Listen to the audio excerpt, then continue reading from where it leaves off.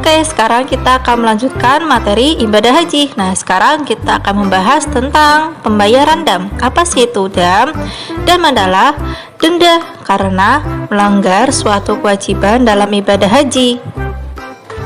Nah, yang pertama, jika ada orang yang meninggalkan salah satu wajib haji, yaitu tidak ihram dari mikot, tidak bermalam di Musdalifah, tidak bermalam di Mina, tidak melempar jumroh, tidak tawaf wada, terlambat hadir di padang Arafah, dan menjalankan haji tamattu dan haji qiron, dia harus membayar damnya. Itu membayar damnya menyembelih 1 ekor kambing. Jika dia tidak mampu, berarti dia harus puasa selama 10 hari, yaitu 3 hari di tanah haram dan 7 hari di tanah air.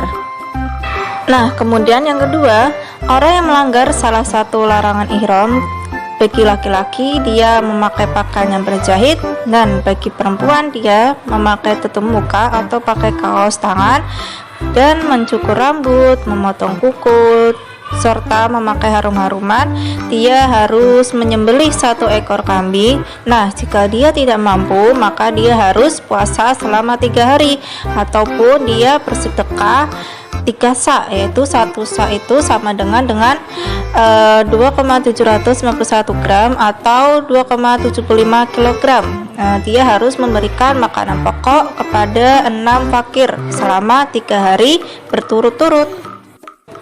Nah, yang ketiga, pelanggaran bagi orang yang memburu binatang atau membunuh di tanah haram, yaitu dia harus memotong hewan yang semisal, maksudnya dia harus memotong hewan sama seperti yang dia buru selama di tanah haram, atau dia sedekah seharga binatang yang dibunuh.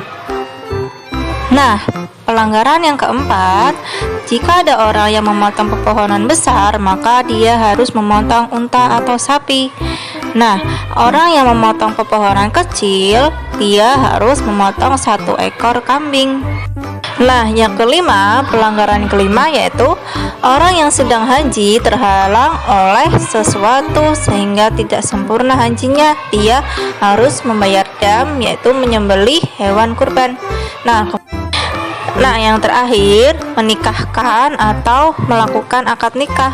Dia tidak dikenai dam, akan tetapi akad pernikahan yang dilakukannya itu hukumnya tidak sah. Oke, lanjut pembahasan tentang pelaksanaan ibadah haji. Di sini dibagi menjadi 3 cara mengerjakan haji, yaitu yang pertama itu haji ifrad, kedua haji tamattu, dan ketiga haji qiron. Apa sih haji ifrad, haji tamattu, dan haji qiron itu? Nah, di sini akan kita bahas ya satu persatu. Nah, yang pertama haji ifrad. Haji ifrad yaitu mengerjakan haji lebih dahulu baru kemudian melakukan umroh. Cara ini tidak wajib membayar dam, dan pelaksana haji dengan cara ini dapat dipilih oleh jamaah haji yang masa wukufnya sudah dekat.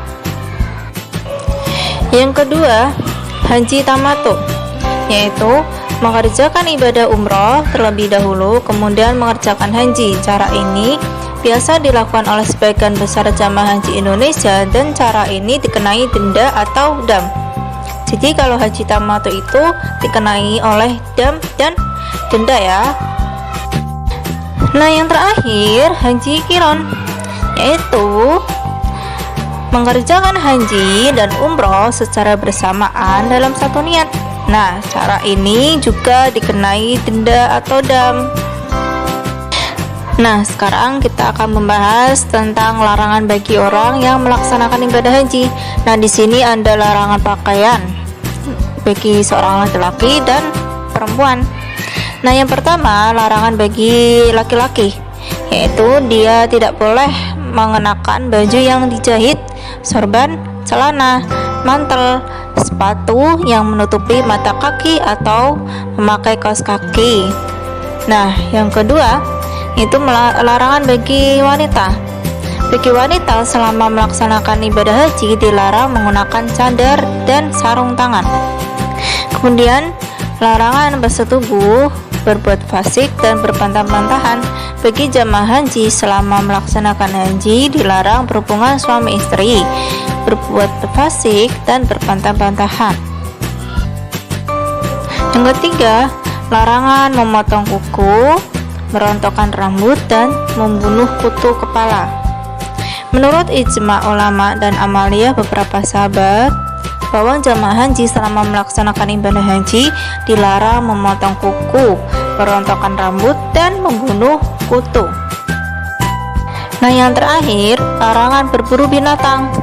Larangan berburu binatang yang halal dimakan dagingnya ketika sedang melaksanakan haji di sini sangat dilarang ya, karena ada firman Allah dalam surat Al-Maidah ayat 95. Bismillahirrahmanirrahim. Ya ayyuhalladzina amanu la taqtulu sayda wa antum hurum. Yang artinya, wahai orang-orang yang beriman, janganlah kamu membunuh hewan buruan ketika kamu sedang ihram. Selanjutnya, kita akan mempelajari tentang tata cara dan manasik ibadah haji. Adapun tata cara haji secara ringkas dan sesuai sunnah antara lain.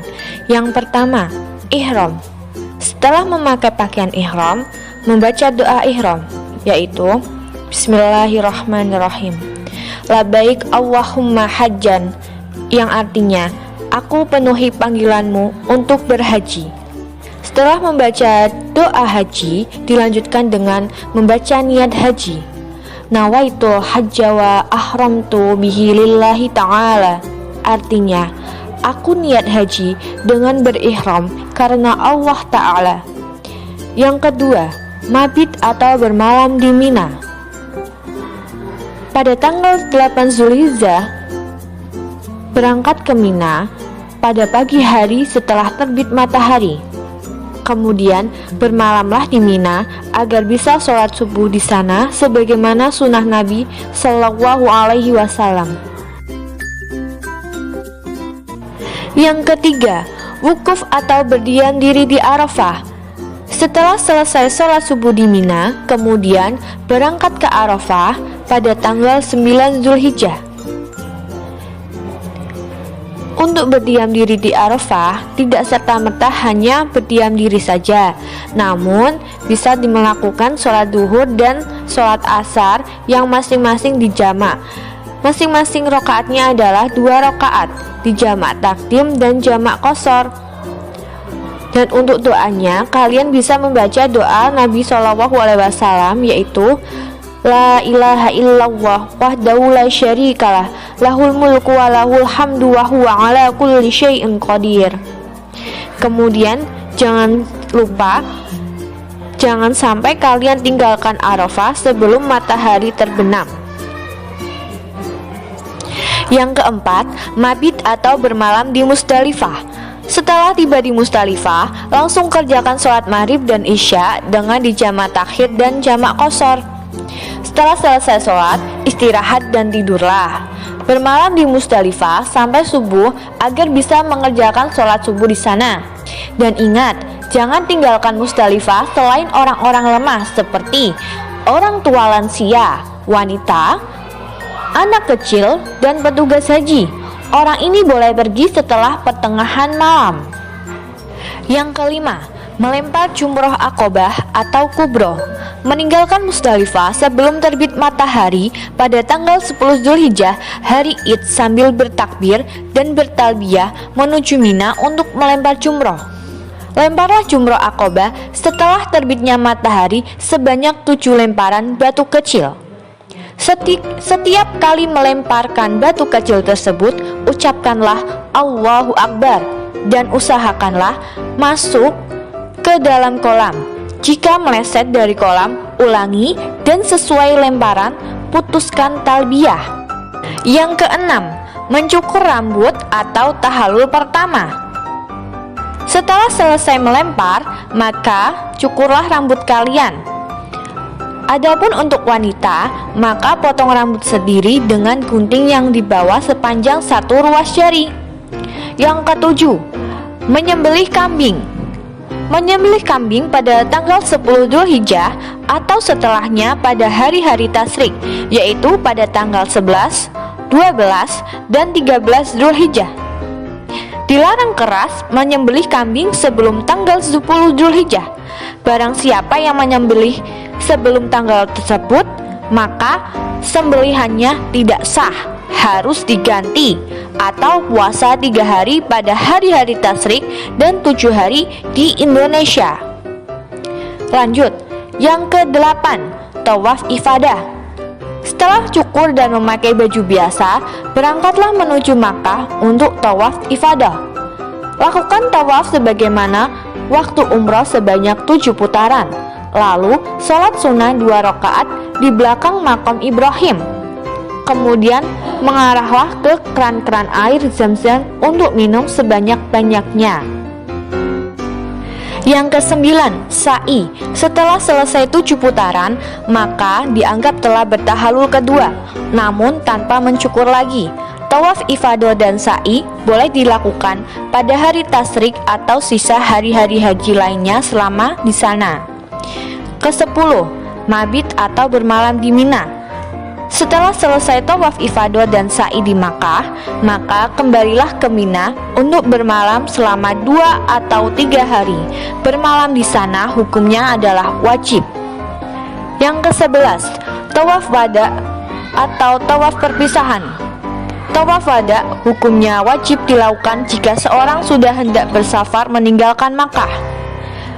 Lakukanlah tawaf wada sebagaimana halnya tawaf ifadah dan tawaf umrah, tapi dengan memakai pakaian biasa.